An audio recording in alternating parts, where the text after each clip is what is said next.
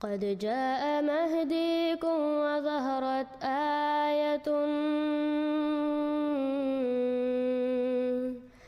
فاسعوا بصدق القلب يا فتياني.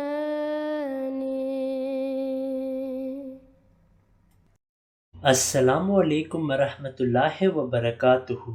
In today's video on the proofs of prophethood for the promised Messiah, Hazrat Mirza Ghulam Ahmad alayhi salam, we will speak on the sincerity of his Sahaba.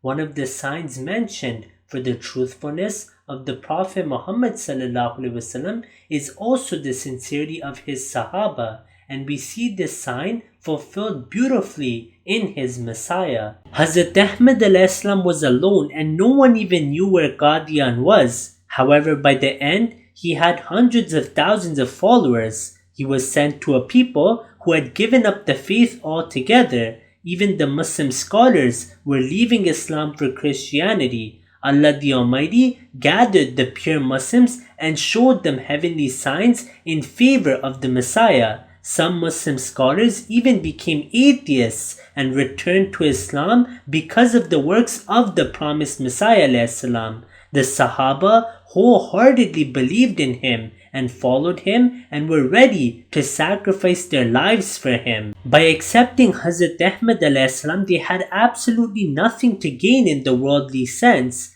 After accepting him, they faced the worst persecution possible and became the most hated in the eyes of the Muslims and people of other faiths. Despite this, they never went against their faith and sacrificed their lives for Allah and His Messiah. Through the Messiah, the followers of sects who were ready to kill each other over their differences became completely united.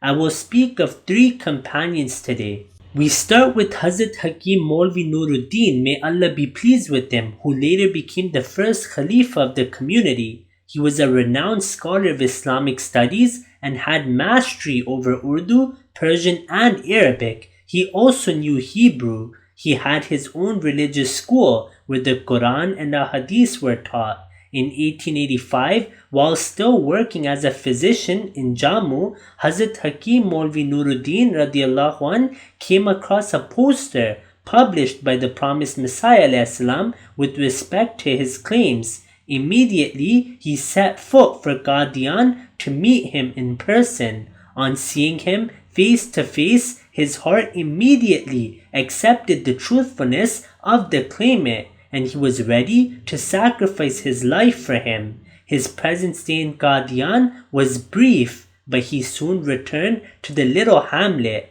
This time Hazrat Mirza Ghulam Ahmad alayhi salam asked him not to leave the place. Hazrat Hakim Maulvi Nuruddin radiallahu anh narrates that after that day, even the thought of his hometown never crossed his mind. Hazrat Khalifatul Masih Awwal radiallahu anhu को जो इश्क और मोहब्बत का ताल्लुक हज़रत मसीह मौऊद अलैहिस्सलाम से था, उसे हर वो अहमदी जिसने आपके बारे में कुछ न कुछ पढ़ा हो या सुना हो जानता है। हज़रत मसीह मौऊद अलैहिस्सलाम से महज़ लिल्लाह अक़्द ख़ुव्वत और मोहब्बत की कोई मिसाल अगर दी जा सकती है तो हज़रत मौलाना हकीम नूरुद्दीन रज़ियल्लाहु अन्हु की मिसाल है। इकरार इताअत करने के बाद अगर इसके इंतहाई मयारी नमूने दिखाकर उस पर कायम रहने की मिसाल कोई दी जा सकती है तो हज़रत मौलाना नूरुद्दीन की है। तमाम दुनियावी रिश्तों से बढ़कर बैत का हक अदा करते हुए अगर किसी ने हज़रत मसीह मौऊद अलैहिस्सलाम से रिश्ता जोड़ा तो इसकी आला तरीन मिसाल हज़रत खलीफतुल मसीह अव्वल की है। खादमाना हालत के बेमिसाल नमूना अगर किसी ने कायम किया तो हज़रत हकीमुल उम्मत मौलाना नूरुद्दीन ने कायम किया। حضرت مسیح علیہ السلام کے سامنے عجز و انکسار میں اگر ہمیں کوئی انتہائی اعلیٰ مقام پر نظر آتا ہے تو جماعت احمدیہ کی تاریخ میں اس کا بھی اعلیٰ معیار حضرت خلیفۃ المسیح اول نے قائم کیا. اور پھر امام الزمان حضرت اقدس مسیح موعود علیہ الصلوۃ والسلام سے وہ اعزاز پایا جو کسی اور کو نہ مل سکا. آپ علیہ السلام نے حضرت خلیفۃ مسیح اول کے بارے میں فرمایا کہ چاہے خوشبو دے اگر ہر یک ز امت نور دین بو دے. کہ مولوی غلام محمد صاحب مرحوم نے بیان کیا کہ ایک دفعہ بٹالے کے ایک صاحب، میں ان کا نام بھول گیا ہوں، حضرت مسیح موعود علیہ الصلوۃ والسلام کی اجازت سے حضرت خلیفہ اول کو اپنا ایک بیمار دکھانے کے لیے بٹالہ لے گئے، اور حضرت مسیح موعود علیہ السلام نے فرمایا کہ مولوی صاحب شام تک آپ واپس آ جائیں گے. مولوی صاحب نے فرمایا جی حضور آ جاؤں گا. خدا کی شان بٹالہ پہنچ کر ایسی بارش ہوئی کہ ہر طرف پانی ہی پانی ہو گیا. اسی ہی حالت میں شام کو مولوی صاحب قادیان پہنچ گئے. گھٹنے گھٹنے پانی چلنا پڑا، پاؤں میں کانٹے بھی چبھ گئے. حضرت مسیح علیہ الصلوۃ والسلام کو علم ہوا تو افسوس کیا اور فرمایا مولوی صاحب میرا منشا یہ تو نہ تھا، آپ نے اتنی تکلیف کیوں اٹھائی. Once Shibli Nomani, one of the famous Sunni scholars, also said that I desired to meet him because he was a giant amongst the Muslim scholars. حضرت مولوی برہان الدین صاحب حضرت مسیح علیہ السلام کے ایک نہایت ہی مخلص صحابی گزرے ہیں.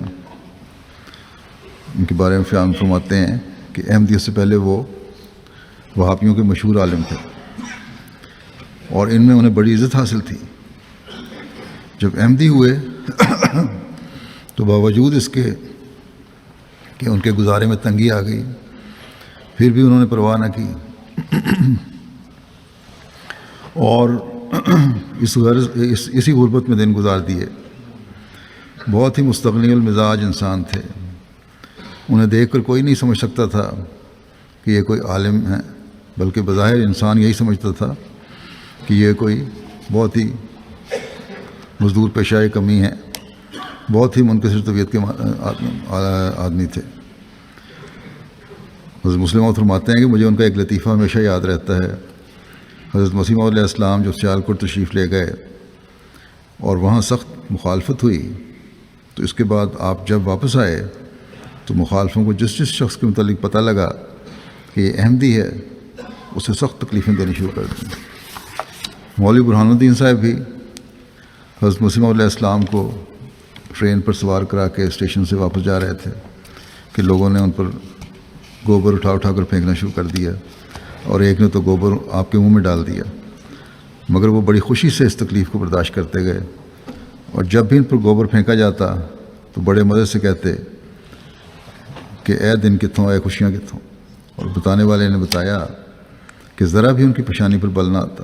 قادیانیوں کو دیکھ لیں، مرزا قادیانی جب پیدا ہوا تھا تو اپنے ساتھ اپنی ٹیم کو لے کے پیدا نہیں ہوا تھا. مرزا قادیانی کے جو اس وقت فالورز موجود ہیں، مرزا قادیانی جو ہے وہ اپنے گھر سے لے کے پیدا نہیں ہوا تھا. مرزا قادیانی نے جب دعویٰ نبوت کیا اور اس نے جو اپنی تبلیغ شروع کی، اپنے مذہب کی، تو اس کو ماننے والے بہت سارے وہ لوگ تھے جو اپنے آپ کو کلمہ پڑھنے والا کہتے تھے. مثال کے طور پہ مرزا غلام احمد قادیانی کا جو پہلا خلیفہ ہے مولوی نور الدین بیروی، یہ غیر مقلد وہابی اہل حدیث کا بہت بڑا عالم تھا. مولوی عبد الکریم سیالکوٹی اہل حدیث غیر مقلدین کا بہت بڑا عالم تھا. اور اس کے علاوہ مولوی برہان الدین جیلمی جو ہے وہ پوری اپنی ٹیم سمیت ہی مرزا غلام احمد قادیانی کا جا کے مرید ہو گیا اور مرزا غلام احمد قادیانی کو نبی تسلیم کر لیا اور اس کا پیروکار بن گیا. یہ کون لوگ تھے؟ یہ کلمہ پڑھنے والے تھے، اپنے آپ کو مسلمان یہ کہتے تھے. اب یہ پیروکار بن گئے. مرزا غلام احمد قادیانی یا قادیانی جو ہے وہ لوگوں کے گھروں میں آ کے نہیں کہتے لوگوں کو قادیانی ہو جاؤ. یہ لوگ جو قادیانی بنے ہیں، مرزائی بنے، یہ کس طرح؟ ظاہر ہے کہ اس کے جو ذرائع ہیں ان میں سے ایک ذریعہ یہ ہے کہ یا تو مرزا قادیانی کی صحبت میں جا کے بیٹھے، یا یہ ہے کہ مرزا قادیانی کا لٹریچر پڑھا، یا اس کے بیانات سنے، اس کے لیکچر سنے. The final companion we mentioned today is Hazrat Sahibzada Abdul Latif Shaheed, may Allah be pleased with him. Regarding him, the promised Messiah ﷺ stated, When I met him, by God in whose hand is my life, I found him so captivated by my following and the veracity of my claims that it is not possible for another person to excel it. And just as a bottle is filled with fragrance, I found him filled with my love. And just as his visage was resplendent, so did his heart appear to me. Now we have started to mention Hazrat Abdul Latif Shaheed. I would like to tell you something else, something more about him. Because he was a very special person. He was not an ordinary man. You know, his status in Kabul was that of the chief alim, the greatest in Afghanistan. Officially, he was the alim of the court of the Amir. And he was respected far and wide in the entire country. He was not a small man, you know, a mullah who was the chief of all the mullahs. And he was so pious that he used to receive revelations from Allah, and he had seen this, that this was going to happen to him in his visions. He was all ready. When he went to Qadian, it so happened that he was going to say Hajj. He was on way to say Hajj. He had gone to India from Kabul with the purpose of proceeding further through Bombay. In those days, you know, they used to take ship. And he heard that somebody has come to be a Mahdi. When he heard this, he said, look here, this is a very important thing. Because Muhammad Rasulullah has predicted that a Mahdi would appear. And if you hear, then you must go to meet him. So he said, I must go there because this is more important in this sense, that Hajj not will be performed next year, but Mahdi is the person of many, many centuries, you know. And it is highlighted by Hazrat Rasulullah that when you hear of him, you must go to him. So he said, I must investigate. So he went to Qadian just by way of finding out if he is right or wrong. When he saw him, he didn't ask for anything. That's why I said he was a Siddiq as well as a Shaheed. He looked at his face and he said, this man cannot be a liar, it's impossible. And then he spoke a few words with him and discussed some matters of his claim. And he was a great alim himself, he understood every word. He said, yes, you are absolutely right. Then he decided to stay there in his company for a while. So he stayed there. He was so, he fell in such love with him that he lost his personal honor, dignity, everything. He was a completely subjugated person, a man of the humblest in his appearance before him. Once he bent down and touched his feet. Hazrat Mirza said, don't do it. But he just couldn't help. So then Hazrat Mirza said, Al-Amru Faqul Adam. Immediately, you know, he stiffened up. No hesitation anymore. That type of person he was. Very enlightened. When he took leave of Messiah he knew he would not see him again. It was a very sad departure. But he went with the resolution that he must offer his martyrdom to the country where he belonged. Now, some very interesting things have come to light which I want to share with you, because now when we have started talking to him, you must know all about and around him what happened. Now, although before martyrdom he was kept under the severest torture that you can imagine, but he didn't wilt. He remained steadfast and upright. Nothing changed his will. So at last this happened, as I told you. And now I quote a British writer who has written a book on the Amir which ruled in those days. It is more than 100 years ago that this happened. His name was Habibullah, and he was a very despotic Amir. So the title of this book is Under the Absolute Amir. Now this man was an English engineer, British engineer, of a very renowned person, and so knowledgeable in his branch of science that he was appointed by the Emir of Kabul to be the chief engineer of Afghanistan. He was the head of all engineering departments. He had no knowledge about Ahmadiyya, about anything. He only mentioned things about hearsay. So what he says of hearsay in his book is just wrong. One can see that this was fed to him by the reporters who wanted willfully to malign Ahmadiyya. So there is obviously, every Ahmadi can immediately know that he is being fed on gossip and things, one-sided stories about Ahmadiyya. But what he tells about with his own eyes, there suddenly you see the style change. And everything is so correctly and precisely reported that had he not done that, we would might never have known as to what happened and all along how he behaved and this and that. So by the grace of Allah, these most important moments of his life and the history of Ahmadiyya were preserved in that book. And I have read that book with deep interest, and I found this difference, Now he, among other things, he reports how he went to the Maqtal, to the place where he was to be martyred. He reports about the role of Nasrullah Khan. He reports about the role of the Amir. He tells that just before he was about to be martyred, the Amir deeply respected him so much, in fact, that he went to him and whispered into his ears, "I want to save you. Please say now that you're not an Ahmadi." They said, "Qadiani." I said, "No question, do it, what you like."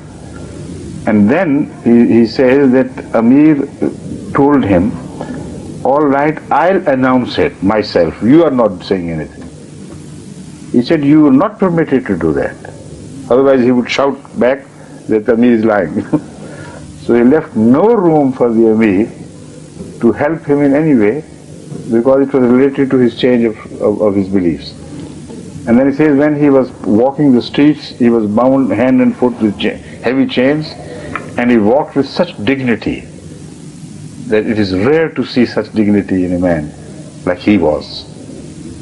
All this description is what he saw with his own eyes. Then he reports that just before the last order for his stoning was given, Abdul Latif Shaheed addressed the Amir and the others around him. He said, "Look here, you are making a very grave blunder, and you are going to pay very heavily, because God has told me that such calamity will befall this country in response to what you are doing to me, that it will be rare that you have never seen such punishment as God has told me is going to befall you." Now some we are witnessing now. There is no need for any British historian to preserve. Everybody knows what's happening. But what he reports is very strange and so fascinating, unbelievable, because he didn't believe in Ahmadiyyat. He had no idea what Ahmadiyyat was. But he was so impressed with what happened immediately after that he said, "I must report it." While the issue of the book is political, but he deviates and pauses to tell this story completely, and then he starts the subject, takes up the subject again. So he says that after he was martyred, everybody was surprised to see a deeply yellow windstorm, dust storm it's called, andhi. Because everybody was surprised, because nobody had ever seen such a threatening looking yellow storm before in their lives. And in Kabul, such dust storms do not come. I mean, they are left around in other parts of Afghanistan, but they don't reach Kabul itself. And particularly, he said, they were further surprised because that was not the season for these dust storms. And it suddenly came, and it was so threatening that everybody rushed back. Not like something which happened at the crucifixion of Jesus Christ, you know. And then people started talking. They said, he was right. There was something about this man which God loved, and he's going to punish us.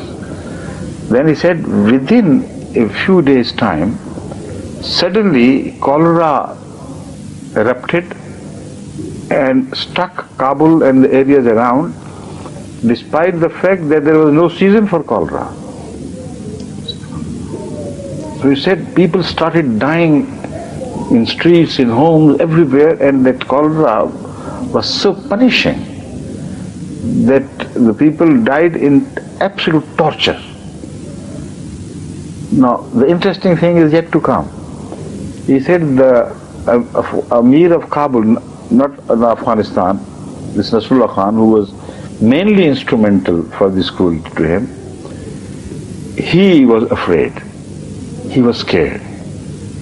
Deep inside, he started to believe that it is the punishment from Allah what I have done to this man. So he shut the doors of his palace, completely locked himself in. And he said, no food or water can come in, nothing will go out. Every servant, every body was locked in completely, and the palace was sealed. Now this is the reporting of this, the British engineer. This is not something I am making up for myself. Anybody can see from the library under the absolute emir, and he will read these things. Now he says, there was a young wife of his whom he loved madly, and he was afraid for her more than for himself. And despite all the precautions, she died before him with such torture that it turned him mad. And ever since, the Amir of Governor of Kabul was not heard of in public, was not seen in public, because he had lost control of his mental faculties, and he became a raving mad person. So that is why he was hidden from public appearance, and he was never seen again in public. He said, this is what I have seen with my own eyes.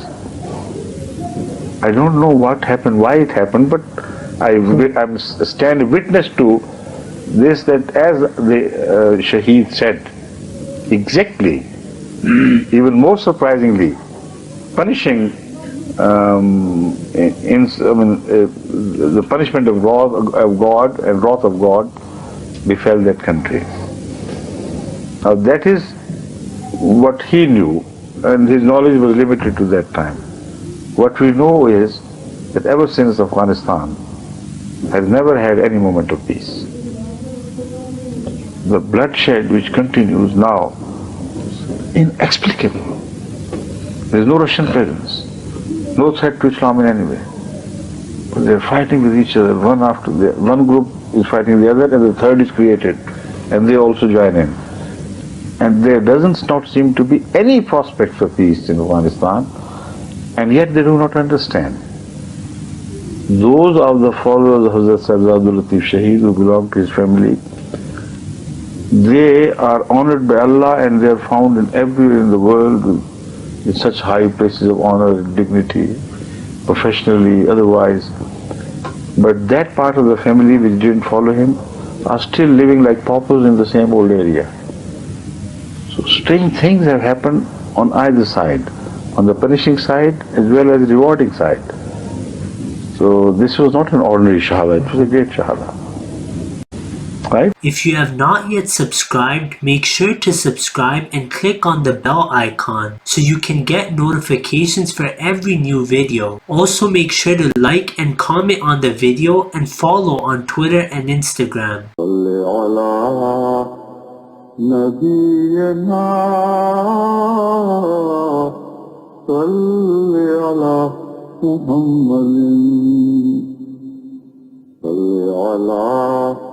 سفينا صل على محمد